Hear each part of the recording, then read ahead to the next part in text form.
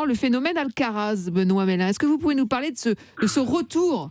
On a parlé d'un Mike Tyson sur les cours, vous confirmez? Ouais, non, je suis pas sur Mike Tyson. Moi, je serais plus sur Mohamed Ali. Ah, carrément. Ouais, Oui. je serais plus sur le papillon qui pique, puisqu'on l'avait appelé comme ça dans un documentaire extraordinaire sur Mohamed Ali. Et j'avoue que ce garçon me stupéfie, m'éberlue, me laisse sans voix. Vainqueur du Masters 1000 d'India Wells sans perdre un seul set. C'est une performance très rare, je crois, non? Oui, j'avoue, je ne sais pas qui. Roger Federer avait réussi cet exploit. Bravo Céline, Voilà. Voilà le professionnalisme de Céline. Oui, non mais c'est pas la question de gagner sans perdre de set ou pas, c'est ça, c'est la façon dont il le fait, c'est cette espèce de. Absent depuis le mois de Bercy, hein, c'est ça? Oui, oui, il avait, même après l'US Open, quand il avait gagné son grand chelem à l'US Open, on sentait déjà qu'il était un petit peu fragilisé physiquement. On sait que voilà, physiquement, il est en train de se construire. Il est en train de s'endurcir physiquement grâce à son entraîneur Juan Carlos Ferrero, qui a été un très très grand joueur, numéro 1 mondial, qui a gagné Roland Garros, voilà, qui s'occupe de lui depuis pas mal d'années maintenant, et ils sont en train de le former pour durer. Voilà, Oui. il va falloir qu'il dure, parce que s'il y a une faille, une petite faillonnette, une petite fissurette qui traîne du côté d'Alcaraz, c'est le physique. Voilà. Ouais. On va voir ça. 19 ans, Cédric Pioline, il redevient numéro 1 mondial. Assez épatant quand même.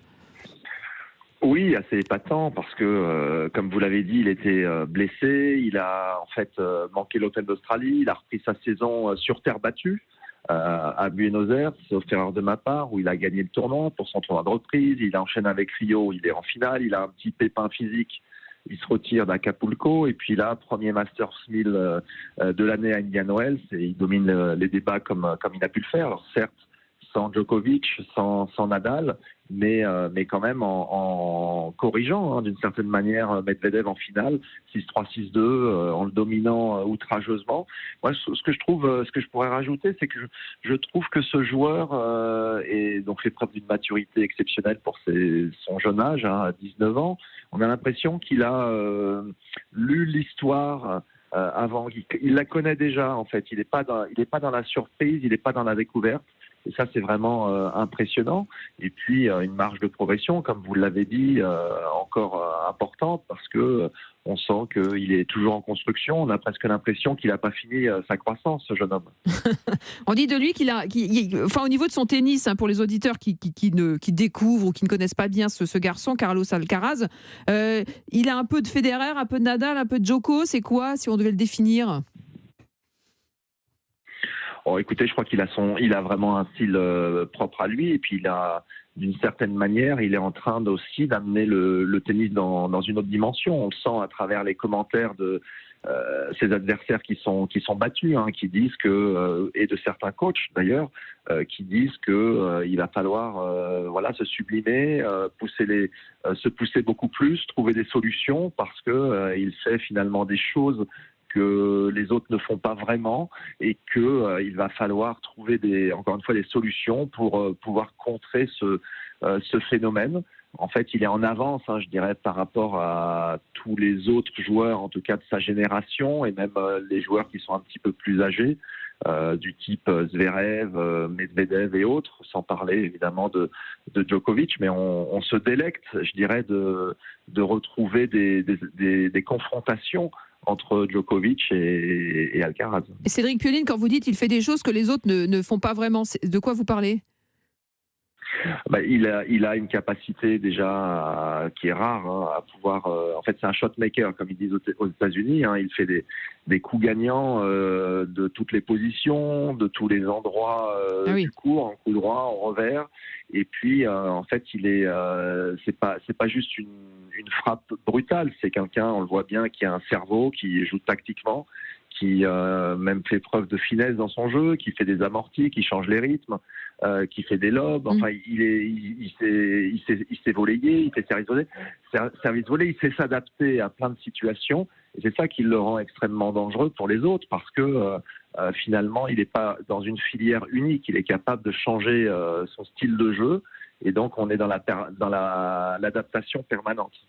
Benoît Mélin, c'est le tennis 3.0, quoi. Oui, enfin. Je ne sais pas si vous l'avez vu jouer, mais On parle de Carlos Alcaraz, si vous nous rejoignez sur Europe 1. Carlitos, parce qu'il veut qu'on l'appelle Carlitos Alcaraz. Ah bon, il veut qu'on l'appelle comme ça? Oui, voilà, il veut qu'on l'appelle Carlitos. C'est sa petite coquetterie à lui, mais enfin, j'avoue que je suis le tennis depuis, je pense, Ramsès II. Toutankhamon, paraît-il. Ouais, peut-être Toutankhamon. On me souffle dans l'oreiller. C'était après. Mais j'avoue que j'ai rarement été impressionné par un joueur comme ça. J'ai été impressionné par Borg, j'ai été impressionné par Agassi, par Sampras, tout ce que vous voulez. Federer m'a hébété par rapport à sa capacité de jouer au tennis, mais Carlos Alcaraz, vraiment, c'est quelque chose qui me semble étrange. On a l'impression, peut-être que Cédric ne le dit pas, mais moi je trouve qu'il y a un mélange, comme si on avait fait le moule des trois, là, les trois dingues, oui. Et puis on avait tout mis dans son moule à lui. C'est-à-dire, je trouve qu'il a la fluidité d'un Federer, qui est, voilà, on le regarde jouer, tout a l'air facile, simple. Il a l'explosivité d'un Nadal, qui est complètement dingue, parce que c'est une centrale nucléaire à lui tout seul. Et puis il a cette capacité d'élasticité physique d'un Djokovic en défense qui est complètement aberrant. Donc on a l'impression qu'il a tout de réuni, plus, comme l'a dit Cédric, un mental hors norme par rapport à son âge. Et en fait, quand il joue au tennis, mais vraiment, il phagocyte l'attention. On ne regarde que lui, les autres sont des faire-valoir. Alors, Alcaraz et Novak Djokovic, c'est le duel qu'on attend tous. Ils sont vraiment au-dessus de la mêlée, mais les interdictions d'entrer sur le territoire américain pour le Serbe fait que finalement, ce duel est compliqué. Ils ne se sont toujours pas croisés. Ça peut arriver, peut-être, ça pourrait arriver à Roland-Garros, on le rappelle, Europe 1, radio officielle du tournoi. Ah si, ils sont croisés déjà. Oui, mais là, cette année, depuis, avec le Carlos Alcaraz, nouvelle formule, j'ai envie de vous dire. Cédric, on l'attend avec impatience, ce face-à-face. Bien sûr, on l'attend. Alors, possible que ça arrive avant Roland-Garros, puisqu'il va y avoir un certain nombre de gros tournois, et notamment des Master 1000 sur terre battue, à commencer par Monte-Carlo, Rome, Madrid. Donc ça va être traditionnellement, c'est assez chargé. Ça va être intéressant de savoir quel programme il va faire, parce que clairement, il est, tout comme déjà l'année dernière, il était dans les favoris, il le sera encore plus cette année. Et donc arriver avec de la fraîcheur, parce que mine de rien, il a un jeu hyper explosif, et il faudra qu'il gère ce potentiel pour arriver à tenir sur 15 jours sur la terre battue parisienne.